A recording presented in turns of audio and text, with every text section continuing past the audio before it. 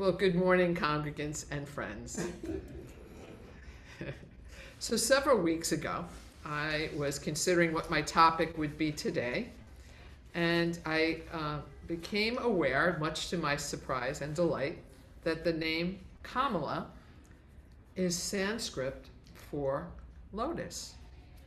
Many of you probably have heard this already, but I wasn't aware of it at the time, and I thought this was fascinating. And I thought it would be an analogy for us to invite us on a journey to explore the symbolism of the lotus in relationship to the life of Kamala Harris and how both can inspire us to strive for the light of our best nature. But let's begin with a parable. And this is the parable of the farmer and the lotus. Once upon a time, there was a farmer who was very poor and very sad. He worked hard every day, and he could barely make enough money to feed his family. One day, when he was working in the fields, he saw a lotus flower growing in the mud. He was amazed by the beauty of the flower and wondered how it could grow in such harsh conditions. So the farmer decided to ask the lotus flower how it was able to grow in the mud. The lotus flower replied, "I am able to grow in the mud because I do not focus on the mud. I focus on the water and on the light. The mud is only temporary, but the water and light are eternal. I know that if I focus, I will be able to overcome my obstacles." The farmer thanked the lotus and was inspired by the lotus flower's words. And he became aware, he realized that he could apply the same principle of the lotus flower to his own life. And he decided to focus on the positive, on what he wanted to achieve rather than on the obstacle. And his life began to change. He became more successful in his farm. He was able to provide for his family, and the farmer was content. The lotus is found in many spiritual traditions, most notably Buddhism, Hinduism, and Egyptian spirituality. You've all been to the Metropolitan Museum of Art, right? Sidel, I'm sure you're at the Met often, and many museums in New York. Not lately. Not lately. The lotus, but what is it about the lotus that evokes it to be a sacred symbol, and what does it represent in all these traditions? The lotus is unlike any flower. The journey of the lotus begins in the muck, in the darkness, where the waters are murky and filled with obstacles. There's a famous guru called Sadhguru, and he shares that the lotus flower grows best where the slush is really thick and stinky. He says the more stinky, the better it grows.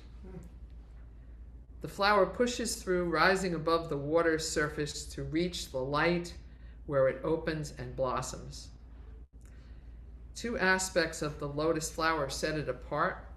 First, that it grows out of the mud, and second is that as it blossoms, it simultaneously plants a seed. Wow. So how is it seen in these three traditions? In ancient Egypt, the lotus is the symbol of regeneration. It is linked to the sun's cycle and often to the god Ra. Lotus symbols are commonly found in hieroglyphics and in Egyptian tombs and entombment. It represents the cycle of life, death, and rebirth. In Buddhism, the lotus represents purity of the body, speech, and mind. It symbolizes the potential for enlightenment and the journey passing through and overcoming the difficulties of life. the unique trait of it growing in the muddy waters and simultaneously planting a seed as it blooms symbolizes the Buddhist teaching of cause and effect. In Hinduism, the lotus is associated with with creation and the divine, and it's often depicted at the seat of gods and goddesses, signifying beauty to the unfolding spiritual consciousness. The lotus is considered to represent the wise and spiritually enlightened qualities in a person, and it's representative of a person that carries out its task with little concern for any reward, with a freedom from attachment, carrying out its task with little concern for reward.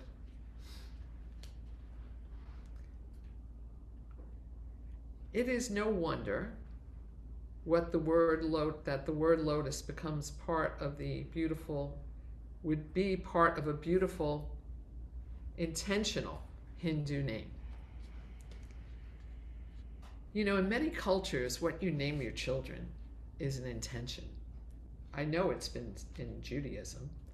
It's that the name you give your child is your wish for them, your greatest aspiration for what they may become. The name Kamala carries the essence of this symbolism. Kamala Harris, who made history as the first South Asian vice president and first female in the United States, embodies the journey of the lotus in her own life. Her journey began in a world that was not always welcoming. As the daughter of immigrants, and many of us who are children of immigrants right there, whatever color of skin or accent you might carry, there is often a certain level of separation. Her father was Jamaican, and her mother was Indian. Kamala Harris faced the challenges of racism and sexism and the burdens of being a pioneer in many of her roles. These challenges are the mud in which her lotus grew. But like the lotus, Kamala Harris did not remain in the mud. Rather, she rose through education, public service, and a commitment to justice and equality. Her work as a prosecutor, district attorney of San Francisco, California state attorney, state senator of California, and vice president of the United States reflects her journey to the light. And if I tried to note all her individual achievements, I'd be standing here speaking till next Sunday. And I'm not kidding. I'm not kidding. Kamala Harris' journey represented her striving for the light, not just for her personal success, but in an overall commitment to make the world a better place. The life of Kamala Harris reminds us that no matter the challenges we face, we have the potential to rise, to push through, to overcome. Her work for fighting for justice, advocating for the marginalized, and striving to create a more equitable society is a testament to what it means to live in the light of our best nature.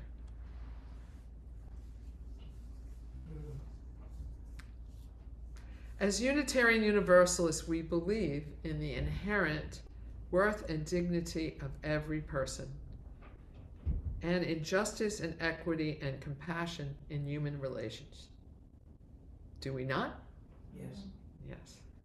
These values guide us as we navigate the muddy waters of life. And like the lotus, we are called to rise above, to seek the light, and to bring that light into the world through our actions, through our being. It's quite an invitation, but what a wonderful invitation it is. if we look to the life of VP Harris, she inspires us to ask, how do we respond to the mud in our lives? Do we allow it to hold us down?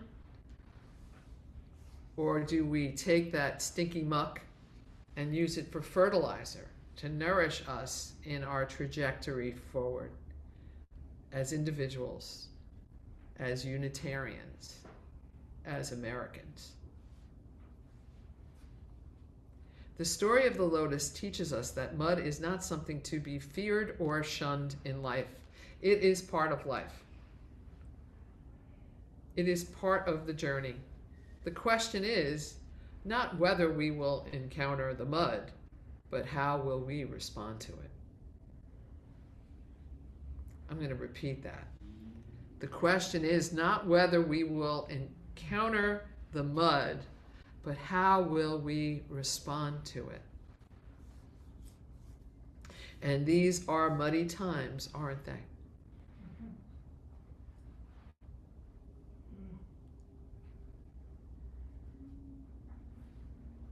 So how can we follow the example of the Lotus and Kamala Harris in our daily lives and in our actions? Here are some thoughts to ponder on. Resistance in adversity. Like the lotus, we must remain resilient in facing challenges. Acknowledge difficulties, but let them be fertile ground from which we grow. As Unitarian Universalists, the ground could not be more fertile for us to work for the inherent worth and dignity of every person. And what does that mean, the inherent worth and dignity of every person? We are living in polarized times where every time we put on any kind of media, we go on our phones, there is something to trigger us into a space of us and them. We're the good guys, they're the bad guys.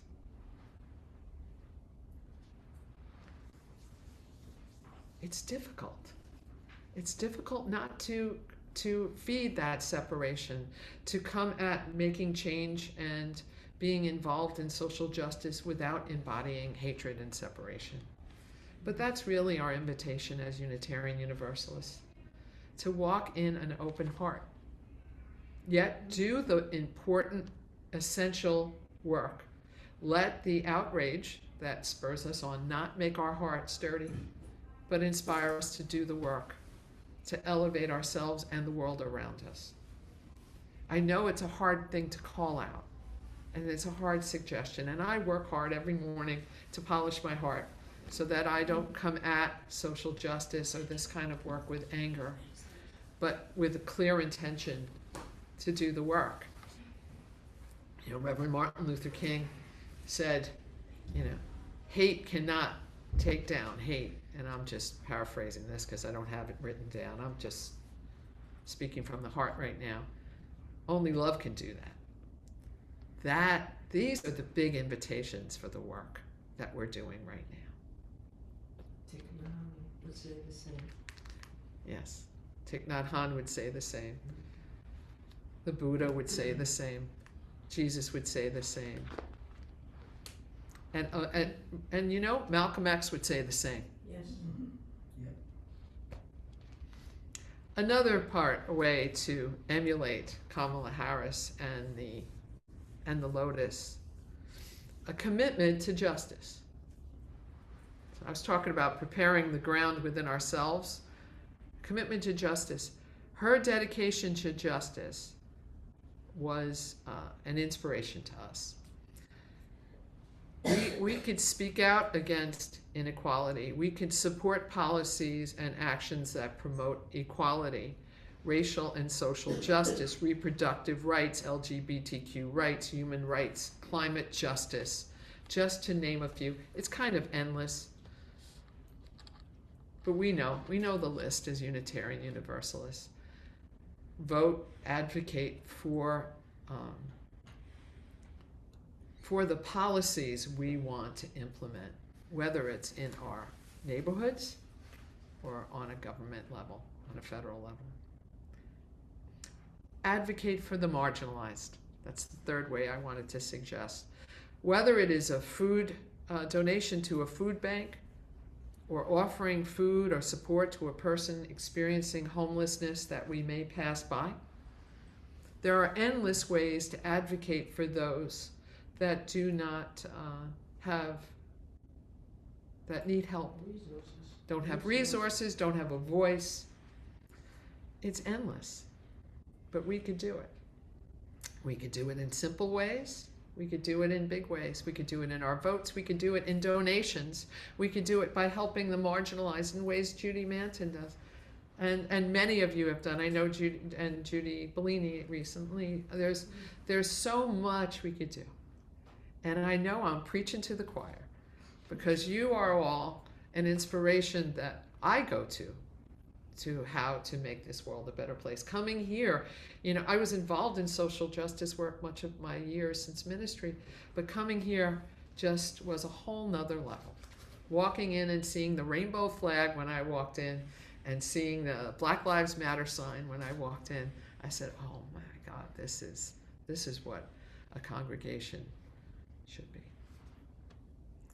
Kamala Harris shares a story about her grandmother, her mother's mom in India. She had a little Volkswagen Bug, and she would go from town to town, village to village, and take out a bullhorn. A bullhorn. Look at how she was genetically destined to do this work. She'd take out a bullhorn to make sure the women in these villages knew how to access birth control. Wow.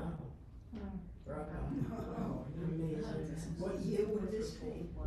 Her grandmother, she was born in 1964. What was birth control back then? It must have been the 50s, the 40s. Yes. Condoms, maybe? I'm not sure. But isn't that amazing? Amazing. But there's always ways to inspire each other. And the last way, the last way to that comes to mind is the simplest, is to practice compassion. Small acts of kindness have a great rippling effect, spreading light in ways that we can never notice. Never notice. And that's when I talk about where can we polish our hearts? Because we're human and we're all challenged by those things. So finding places where we could be more compassionate, and sometimes even to people that think differently than us. Then we are embodying the light we want to see in the world. Then we are the light workers in how we walk and interact in the world. And I'm not saying this is easy, but it's an invitation to explore and to consider. As we leave here today in closing, let us take the inspiration of Kamala Harris and the Lotus with us.